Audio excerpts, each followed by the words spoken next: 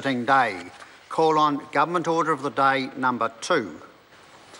Environmental Reporting Bill interrupted debate on second reading. Members, when we were debating the Environment Reporting Bill, Dr Megan Woods had the call and has 7 minutes remaining to speak if she wishes. Dr Megan Woods. Thank you, Mr Speaker, and it's my great pleasure to take the remaining 7 minutes. I think if I can recap from where I was last time, what happened in the last episode is that Labor is incredibly disappointed that it can't support this bill. We support the purpose of it to have independent environmental reporting. In fact, having independent environmental reporting would bring us in line of what happens internationally, and in fact New Zealand being the only country in the OECD not to have such a system in place. But Mr Speaker, as I outlined in my previous beginning of this speech, was that we can't support this bill because this bill does not have independent environmental reporting.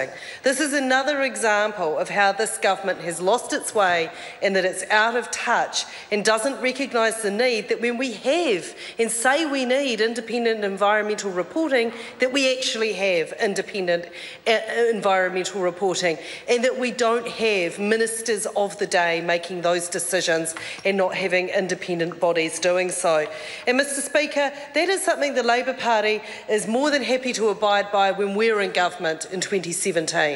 That it wouldn't be our Minister of the Environment and our Minister of Statistics making that decision, because we believe wholeheartedly that this is too important, and this is actually something that should sit outside politics, that we should have that level of independence from ministerial control when deciding what it is to be. And Mr Speaker, we're not the only people to think that. In fact, most of the submitters who came to the Select Committee, the vast majority of submitters who came before the Select Committee shared our view on this. And if I can turn to some of these, there's the Parliamentary Commissioner for the Environment herself that didn't believe that the bill as presented by the government did offer that level of independence. Now, a number of speakers and submitters to Select Committee suggested that it should be the Parliamentary Commissioner who made this final judgment on what it was that should be reported on.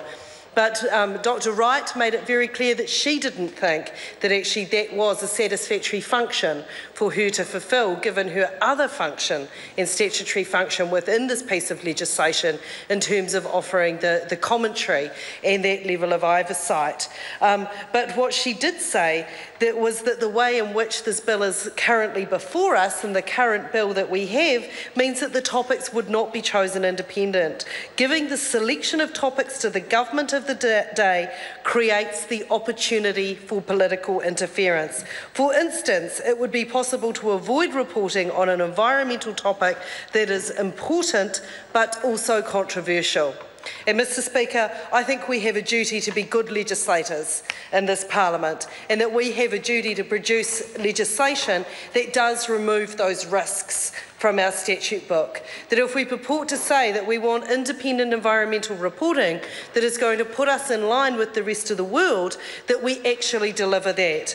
It wasn't only Dr Wright, it was people that understand these issues incredibly well that came before us and said it. And a very full submission from the Environment Defence Society that went through a number of aspects of the bill. What they had to say on the issue of independence was very telling, Mr Speaker. They said in that section, it is not clear how the requirement for the Minister for the Environment and the Minister of Statistics to recommend regulations specifying topics to be covered in synthesis reports and domain reports sits alongside this duty for the Secretary and the Government statistician to act independently, or the objective of independent environmental reporting. They also said that allowing ministers to select topics to be covered in synthesis reports and domain reports would politicise what should be an independent process as topic selection, which could be utilised to introduce bias into environmental reporting.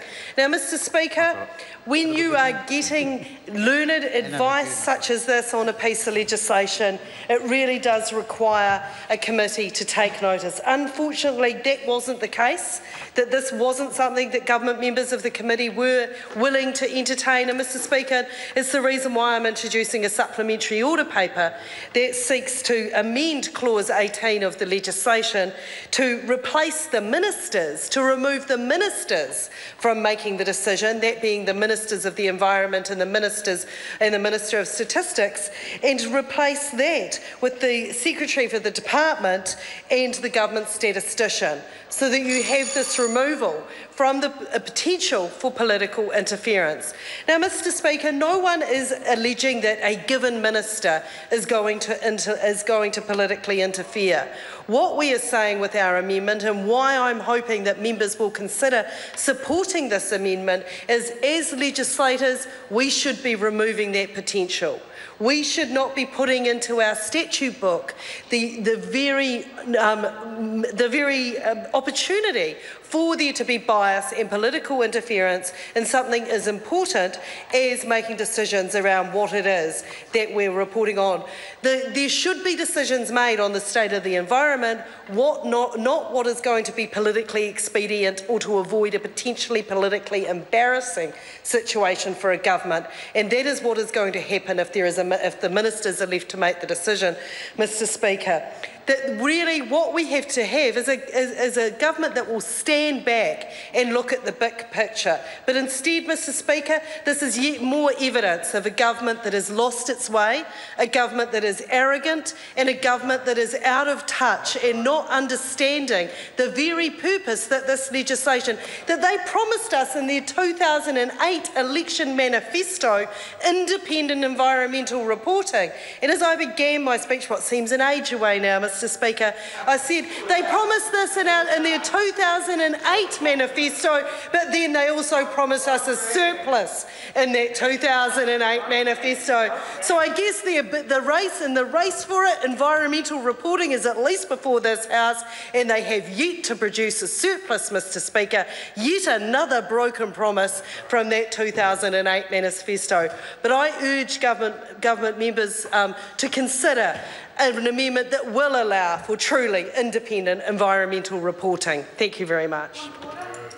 A point of order, Eugenie Snade. I apologise to the House, but the Green Party's vote on the previous bill, the New Zealand Superannuation and Retirement Income Amendment Bill, should have been 13 votes in opposition, not 14.